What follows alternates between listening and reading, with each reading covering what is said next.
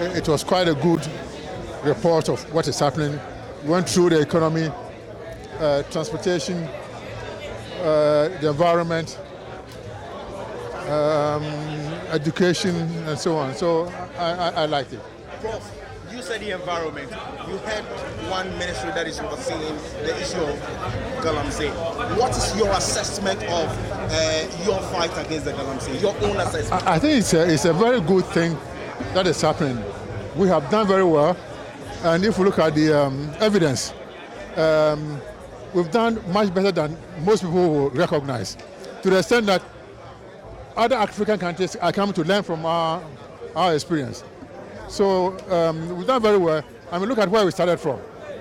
Now we've come to a point where the community mining has been accepted by Ghanaians, and about 25,000 people are doing their work there.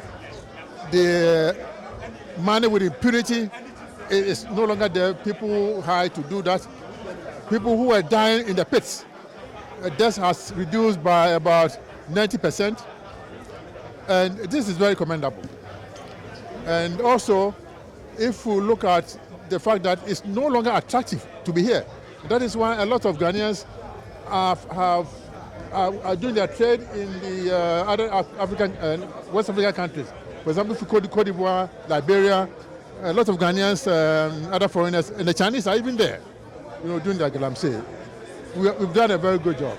Prof, you have received a lot of flack in recent time about your involvement with respect to the fight in the Galamsey fight specifically.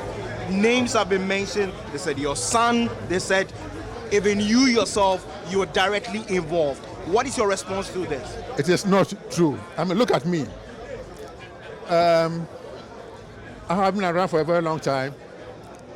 I came back to Ghana from Germany at the age of 39 to set up the National Cardiac Thoracic Center.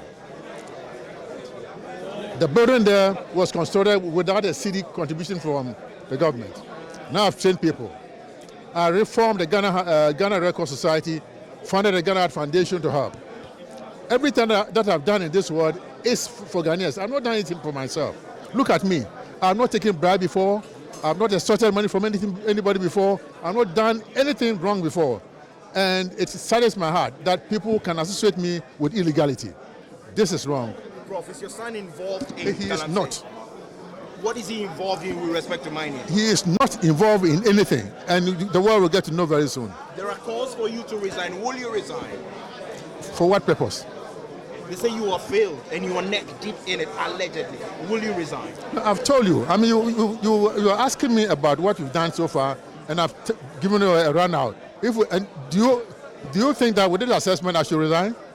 Prof, what percentage of the fight would you have say you've won in Galamsey? I think I just said it a while ago. Percentage specifically? I think I would say 70%. 70%? You have failed by 30% then? If that's your assessment, that is. Where are the excavators, sir? Every excavator that has been stolen will be found. Why were they stolen? You were sleeping on the job, perhaps? I was not sleeping on the job. You have soldiers to guard excavators, yet they went missing. How did that happen? Pardon me? You have soldiers as part of the Operation Vanguard protecting these equipment. How did they disappear overnight? No, they did not disappear overnight. I mean, you will get a fax pretty soon. I don't want to overstep what the security people are doing, the investigators. So let us be patient. You'll get the facts pretty soon. How many are missing? Please, you'll get the facts very soon. As I said, they are being investigated. We should have these figures, shouldn't we, if we know how many we have seized? You will get them pretty soon. Please, don't harass me. You'll get the facts soon. Prof, if you say that you have won about 70% of the fight against Galamsey. Look, we will talk about Galamsey at the appropriate time. Let's talk about. But you have just said that you've won about 70%. No, listen to me. You called me because you want me to comment on a State of the Nation address delivered by the President. Why don't you stay there?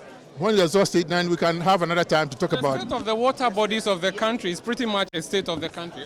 So Professor Prof Frimpong Boateng, the Minister for Environment, Science, Technology, Innovation, and who is chairman of the IMCIM, the Interministerial Task Force on Illegal Mining, has just walked out of journalists who were asking questions in relation to the fight against Galamsey.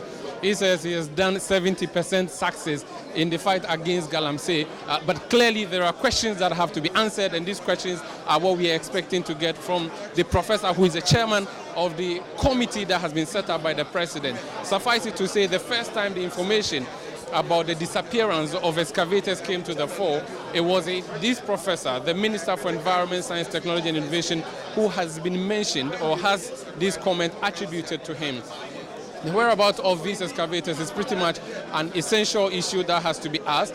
There's water bodies that are going back to the state they were before the fight against Galamsey started by CTFM. It's pretty much a state of the nation that we expected to hear from the minister, who is the chairman of the Interministerial Committee on Illegal Mining, who is the Minister for Environment, who is supposed to be supervising this particular sector in ensuring the environment is a sanitized one, as the government has promised.